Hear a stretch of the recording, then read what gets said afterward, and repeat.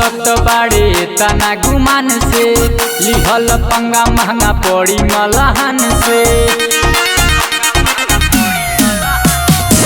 काहे बोलत बाड़े तना गुमान से, लिहल पंगा महंगा पड़ी मलहन से।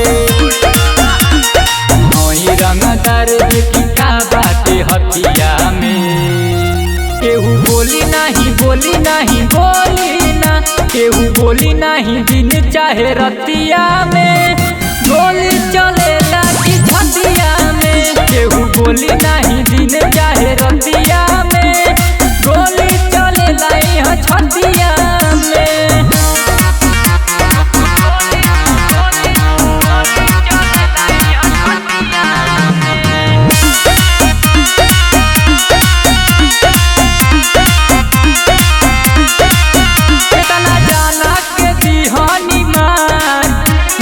बनल छपल खबर है निषाद के कोइल रंगदारी, सारा जाने ला यूपी बिहार।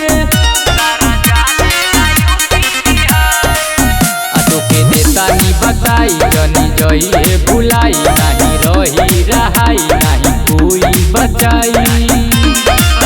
कहतानी से घुसाले अपने मथिया में,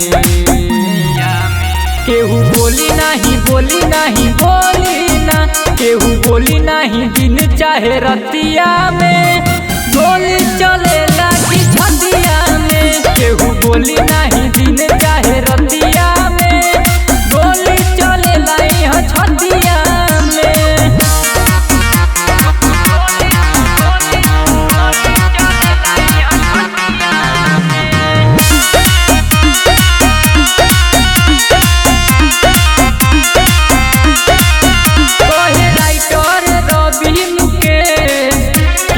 जाने ना बात विशेष, जदि जइबेर कवनो भी थाना, केहू लिखी ना हमारा पे केस।